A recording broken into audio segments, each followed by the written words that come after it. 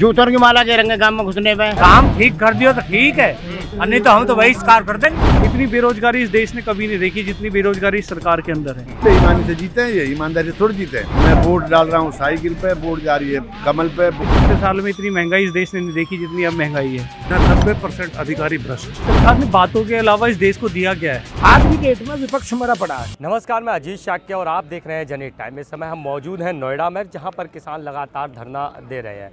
अगर हम किसानों की बात करें तो अलग अलग जगहों पर किसान रोज़ धरना दे रहे हैं। सम्भू बॉर्डर की बात करें या फिर हम नोएडा, गाजियाबाद या उत्तर प्रदेश, दिल्ली कहीं की भी बात करें तो वहाँ किसान लगातार धरना दे रहा है। तो उसी बीच में 2024 इलेक्शन भी करीब है, तो 2024 में क्या होने वाला है, किसानों का धरना 2024 में कितना प्रभाव डालेगा, इसी सबसे बात करने के लिए हम आज लोगों के बीच में उनसे जानेंगे कि 2024 में ये क्या करने वाले हैं और किसानों का धरना कितना प्रभाव 2024 में डालने वाला है। चलिए बात करते हैं और जानते हैं। तो क्या लग रहा है, इतना कुछ देश में चल रहा है, 2024 में क्या होने वाला है? 2024 में तो भैया ये जितने भी किसान लोग हैं ना, ये तो इस बीजेपी का बहिष्कार बैठे हैं। अब ये मोदी की अपनी तानाशाही है, किस तरह से 400 पार करेगा, बेईमानी से करेगा या वोटों से करेगा, वोट तो मिले नहीं। 400 पार का वादा कर रहे हैं मोदी। हाँ, 400 पार कर रहा तो वो तो बड़ा कर ले वो ईवीएम फिट, जिसमें से 350 खाली बीजेपी बता रहे हैं। भैया वो ईवीएम में फिट कर लें, बेईमानी से जीते हैं, ये ईमानदारी से थोड़ी जीते हैं। कैसी बेईमानी? अरे ये मशीन में सेटिंग करें, ये मशीन में सेटिंग करें। पिछले इलेक्शन में आपने देखा होगा कितनी जगह मशीन पकड़ी गई। मैं वोट डाल रहा हूँ साइकिल पे, वोट जा रही है कमल पे, वोट डाल रहा हूँ हाथी पे, वोट जा रही है कमल पे। तो ये इनका, लेकिन वो तो कह रहे हैं हमने काम किया, हमने राम मंदिर दिया, हमने रोडें बनाई, शौचालय दिए, बहुत सारे योजना गिनाते हैं। एक बात बता, राम मंदिर बना कल, राम मंदिर बना कल, और राम मंदिर से ठीक है, राम मंदिर बना, सबकी आस्था है, सबका राम है। इन बीजेपी वालों का राम नहीं है। राम आज नहीं है, ये राम को आज नहीं पैदा करके लाए। ये मोदी या ये नड्डा, ये अमित शाह राम को आज पैदा नहीं करके लाए। राम तो जो दशरथ पुत्र राम थे ना, उससे भी पहले राम था। विपक्ष ने एक पार्टी भी बताई, इंडिया गठबंधन, जो टूटती हुई नजर आ रही है। हाँ तो टूट रही है भाई, टूट रही है इनकी नादरशाही के कारण। तो या तो मेरी हाँ में हाँ मिला, नहीं तो रात को ईडी ले अपने घर, और नहीं तो फिर छोड़ बीजेपी में जा रहे हैं, और नहीं तो फिर बीजेपी में आ जा। मोदी डिटर्जेंट से नहलाएंगे और भ्रष्टाचार मुक्त। वॉशिंग मशीन बहुत चल रही है बीजेपी की, वॉशिंग मशीन डालो इधर से डालो, गंदा उधर से साफ। 24 में आप लोग क्या करने वाले हैं? हम क्या करने वाले, हम तो इनका वो करेंगे, बहिष्कार करेंगे। हम तो क्या करें? काम ठीक कर दियो तो ठीक है, और नहीं तो हम तो बहिष्कार कर देंगे। 24 में बहिष्कार बीजेपी का। हाँ, फिर 4.5 इतना लोग बहिष्कार कर देंगे तो 450 कैसे पार बोल रहे हैं बीजेपी से? झूठ बोले, अच्छा, इतनी कहाँ हो जाएंगे फिर?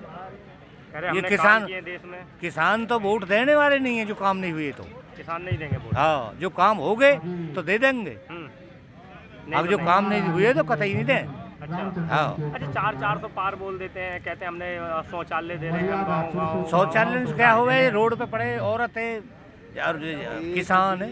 हमारा गांव है सेक्टर 63 बहलोलपुर, एक भी शौचालय ना है। अच्छा, किसने शौचालय दे दिया? साले झूठ बोलते। रोडों पर शौचालय बनाए, उससे पैसा कमा रहे, होर्डिंग लगवा के। गांव में किस गांव में दे दिए? एक भी गांव में शौचालय नहीं है, एक भी गाँव ना। तो फिर बोलते कहते हम शौचालय, बोल भैया खाल की जुबान है, कुछ भी कहता है। देश का राजा है, बोलेगा तो कौन अपोज करेगा? ये बताओ कौन अपोज करेगा? क्या कह रहे हैं चाचा? खाल की जुबान है, कुछ भी कहते हो मुँह। 2024 आ रही है, लोकसभा इलेक्शन आ रहा है, क्या होने वाला है? जूतों की माला के रंगे गांव में घुसने पे जो होने वालों। हाँ, नमस्कार जी। हम बीजेपी के उसे बड़ा नाथ है, कैंडिडेट है, इतनी करेंगे हम। हमारे किसान रोड में है इस समय। सब रोड पे आवेंगे। ये सुझाव हैं दिल्ली। अच्छा, क्यों दिल्ली जा रहे हैं? तो हमारे हक नहीं मिल रहा। अच्छा, अब हम मोदी ने बात कर ली, और मोदी झूठ बोल रहा है। यहाँ से हमारे पास को दे दिया, अब तक दे नहीं है। हम अपना लेके जाएंगे, हम मरेंगे, हमें वहीं उठना। अच्छा, इस माहौल में 2024 भी आ रहा है इलेक्शन, आए तो हमें दर्जन नहीं है, हमें दर्जन नहीं है। जनता बचाओ, जनता जाएगी। अच्छा, जे जागे। नेताजी हमारे पास अब नहीं आते तो गाँव में आने का अधिकार नहीं है उनके लिए। आएंगे तो जरूर वोट मांगने। आएंगे तो कुछ ना कुछ इलाज करेंगे हम भी उनका। बस इलाज क्या करेंगे, यही कहेंगे भाई जब हम 4 साल से हम 30 पे पड़े हैं, भूखे प्यासे रात दिन में, एनटीपीसी पे भी पड़े हैं हमारे किसान।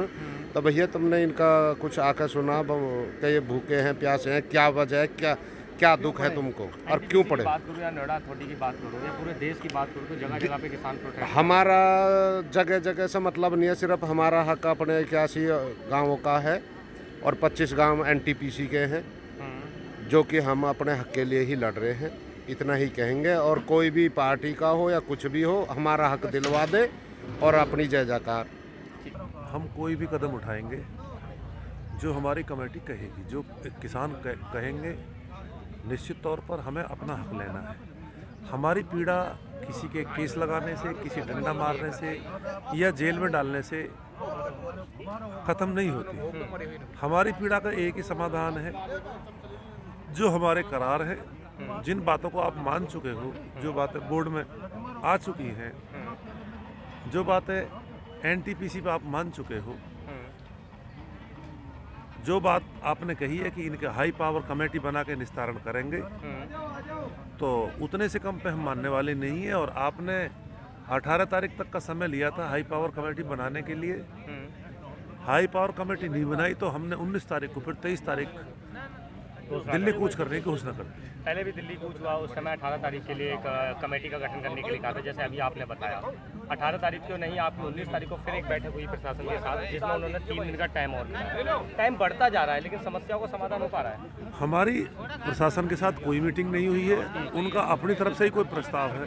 अच्छा, हमने कोई प्रस्ताव नहीं माना और हमने जो है अपना 23 तारीख का कार्यक्रम घोषित कर दिया। इसी बीच में कोई काम कराना चाहता है, ऐसी कोई मंशा है तो समय है, नहीं तो हम दिल्ली कूच करेंगे। दिल्ली कूच करने पर बड़ा बवाल हो जाता है, देखा ना आपने समूह बॉर्डर पे भी बवाल। आखिर ऐसे ही यहाँ पे भी नोएडा के किसान अगर दिल्ली कूच करेंगे तो वहाँ पे भी तो रोक आखिर तो होगी। आखिर किसान क्या करे? 30-30 साल पुराने मुद्दे हैं, 20-20 साल से प्लॉट नहीं मिल रहे हैं। किसानों के प्लॉट को अधिकारी, नेता और दलाल मिलकर मिल बांट कर खा रहे हैं। आप देखेंगे कितने बड़े बड़े घोटाले हो रहे हैं।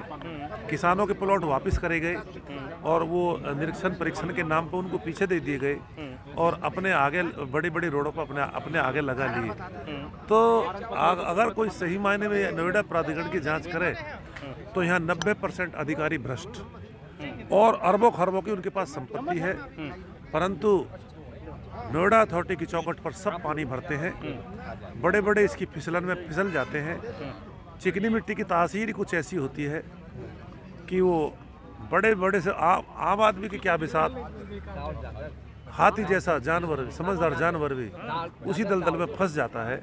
तो आम आदमी क्या है उसके आगे? माया की महिमा से भरमाया आदमी अपने होश हवास ठिकाने नहीं रख पाता और उसी दलदल में समा जाता है, जिससे आम आदमी के प्राणों पर संकट आ जाता है। 2024 लोकसभा इलेक्शन है, क्या इन किसानों के संघर्ष से लोकसभा इलेक्शन पर फर्क पड़ सकता है? आखिर क्यों नहीं होगा?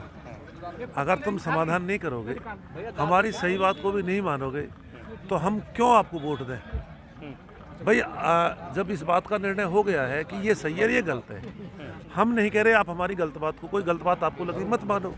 जो बातें आपने बोर्ड में रख चुके हो, जो बातें कमेटी ने प्रस्तावित कर दी हैं, आप उनको मानो, उस पर काम करो, धरातल उतार दो। हमारी कोई लड़ाई नहीं है। बस सब तरफ देखो और अफरा तफरी है, हर कोई ज़मीन पे उतरा हुआ है अपने अधिकारों के लिए।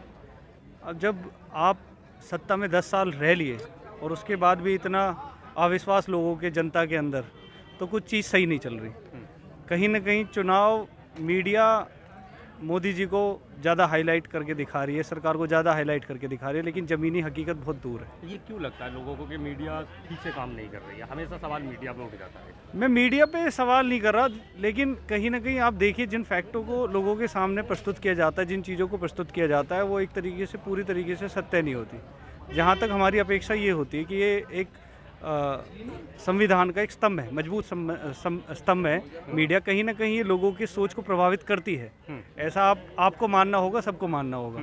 और कहीं ना कहीं उसका जो प्रभाव है, वो जो उसका झुकाव है, वो कहीं ना कहीं सरकार की तरफ है। और जो गलत आंकड़े, और कई बार ये पकड़े भी गए हैं बड़े बड़े न्यूज़ चैनल, मैं सबके लिए नहीं कह रहा इस चीज़ के लिए, लेकिन जो एक बड़ी चैनल, एक बड़ी TRP लेके बैठे, कहीं ना कहीं वो अपने जो अपने काम करते हैं वो सही नहीं कर रहे। 2024 इलेक्शन भी करीब आ रहा है, किसानों का आंदोलन चल रहा है, कितना फ़र्क पड़ेगा 2024 इलेक्शन? देखिए जनता के ऊपर है, जनता जहाँ तक है, अब देखिए हर जगह रोष है, जनता के अंदर रोष है, सब अपने महंगाई की मार।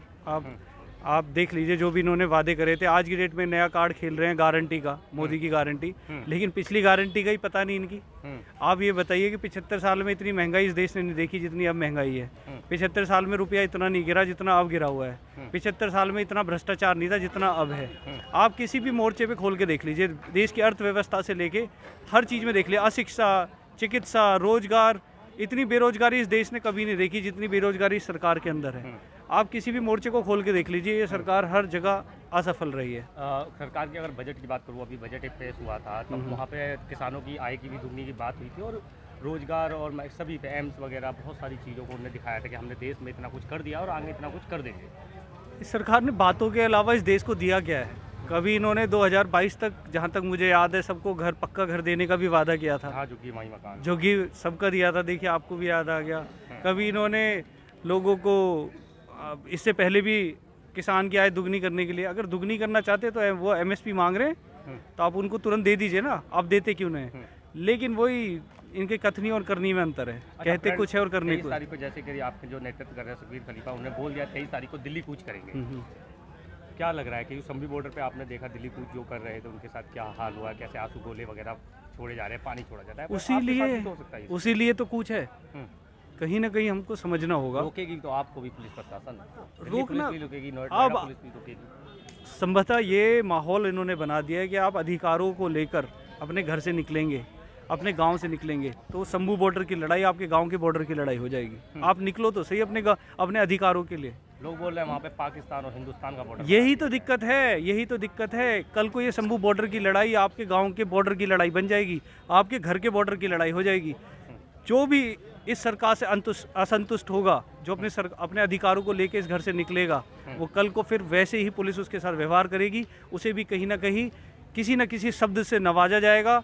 उसके लिए अगर वो शहर का रहने वाला होगा तो अर्बन नक्सल का दर्जा दे दिया जाएगा, अगर वो गांव का रहने वाला होगा तो उसे नक्सलवादी कह दिया जाएगा, अगर वो स्टूडेंट होगा तो उसको कहीं ना कहीं गुंडा कह दिया जाएगा। इनके लिए हर किसी के लिए एक शब्द है। आज उनको खालिस्तानी बोल रहे हैं और निश्चित ही एक शब्द इन्होंने सबके लिए बना के रखा है, जो अपने अधिकारों के लिए आवाज़ उठाएगा और अपनी आवाज़ों को बुलंद करेगा। क्या लग रहा है 2023 तारीख को दिल्ली कूच करेंगे?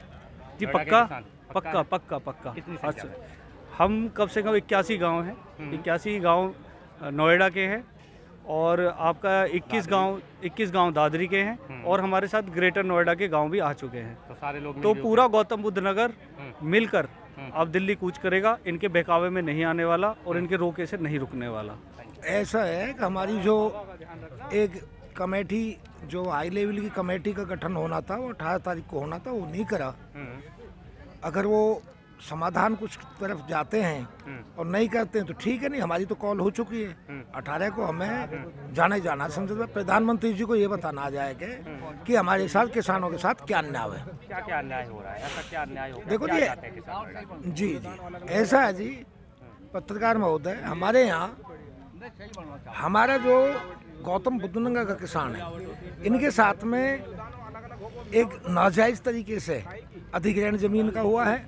हमारे घर जो हैं वो अपने नाम कर लिए हैं। उनको बगैर सोचे समझे इन्होंने ऐसी रणनीति चलाई कि उनको ये नहीं देखा कि ये बसे हुए हैं, जो बसे हुए घर में वो भी अथॉरिटी ने अपने नाम कर लिए हैं। और जो इन्होंने हमसे जो कंपनसेशन दिया था, मुआवजा, उसमें 10% कम दिया था, 90% दिया था। तो 10% रखा था हमें प्लॉट के लिए, अगर आपको आबादी के लिए 10% प्लॉट मिलेगा। अब उस 10% प्लॉट से मुकर रहे हैं, उसे नहीं दे रहे हैं। कोर्ट ने भी आदेश कर दिया। अब जिन आदेश जो कोर्ट ने करा सबके लिए करा था 64%, क्योंकि मुआवजा सस्ते रेट मिला था तो 10% और 64 सबके लिए किया था। अब इन्होंने ये बात रख दी, 64 सबको दे दिया, 10 उनको दे रहे जो कोर्ट गए थे, केवल गिनती के। और बार बार ये कहते हैं कि हम पे तो अतिरिक्त इतना भार पड़ता है। भाई इन पे क्या भार पड़ रहा है? संपत्ति हमारी है, जमीन हमारी है, हमसे गई है, इन पे भार की क्या बात है? प्लॉट ही तो देना। वो पैसे में आंकते हैं उस चीज को, पैसे में ना आंक के हमारी जमीन है, जमीन का 10% बनता है, हमें 10% दिया जाए जमीन का। अगर प्लॉट देते हैं हमें 10%, मतलब शासन में जो लंबित पड़े इन्होंने तो पास कर दिया अथॉरिटी ने और शासन के लिए भेज दिया 10% और 1000 मीटर आबादी के लिए वो शासन के लिए भेज दिया। तो अभी तक इतनी बार की वार्ता हो चुकी है सरकार आपकी बात बन क्यों नहीं पा रही है? देखो जी ऐसा है, क्या आपको ये उम्मीद नहीं है कि प्रदेश के मुखिया असल पड़ गई होगी?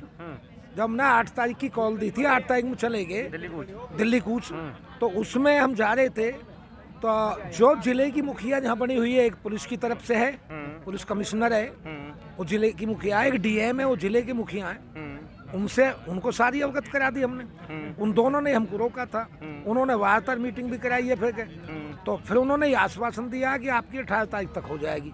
जब 18 तारीख तक हमारी अभी तक हाई पावर कमेटी नहीं बनी और ऐसे ही हमको गुमराह कर रहे, तो हमारे पास और रास्ता क्या है? इस कब तक गुमराह होते रहेंगे? नहीं, गुमराह कब तक होते रहेंगे, इसलिए मैं कह रहा हूँ कि हम अब इससे अलग और रास्ता क्या है कि हम प्रधानमंत्री जी को ये अवगत कराना है, दिल्ली जाएंगे, संसद में जाके बैठेंगे। प्रशासन रोकेगा जैसे देखो जी वो उनकी ड्यूटी है, वो उनकी ड्यूटी है, वो अपनी करे, वो हमारी ड्यूटी जाने की है। आंसू बोले क्या क्या छोड़ते हैं भाई, जब सर पर हमने कफन बांध रखा है, मार तो जाएंगे, वो मार देंगे। किसान उग्रवादी थोड़ी है, हम कहा आंसू गैस थोड़ी ले रहे, ना हम हथियार ले रहे, ना हम शासन की तरफ से चलाई ना प्रशासन चलाओ, मार दो, जेल में डाल दो, कुछ भी कर दो भाई। और हम करेंगे क्या? हम का उन पर हथियार थोड़ी चलाएंगे। हमारा सीधा है, हमारा जो धरना चल रहा है जहाँ भी ऐसी चल रहा है, वहाँ भी हमको राजनीतिक आदमी थोड़ी है। हमारी तो हम दुखी किसान हैं, खुद मेरा खुद का है, मैं दूसरे क्या कहूँ, मेरे भाई का है, मेरे गांव का है, इलाके का है, तो मैं कहाँ तक जीवित रहूँ? इसलिए सब कुछ क्या फर्क पड़ने वाला है? फर्क यूँ पड़ेगा, सीधी बात है कि आगे तो हम कुछ भी नहीं बोलेंगे। अगर सरकार हमारी नहीं सुनती है, आज की डेट में विपक्ष मरा पड़ा है।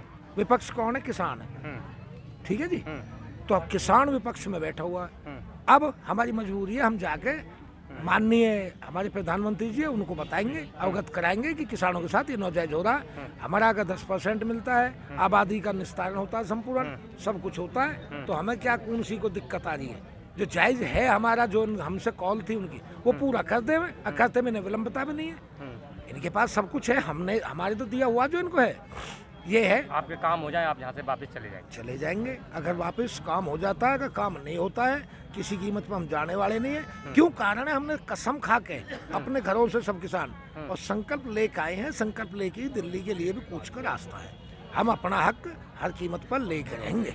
किसानों की आपने बात सुनी, इनका साफ कहना है अगर 2024 से पहले या फिर हमारा काम हो जाता है तो सरकार को हम समर्थन करेंगे, नहीं तो इस सरकार से को हम कभी भी वोट नहीं देंगे। इससे अच्छा हम नोटे पे, किसी ने नोटा बोला तो किसी ने विपक्ष को समर्थन देने की बात कही। मैं अजीत शाह, आप फिर जनहित टाइम्स, धन्यवाद।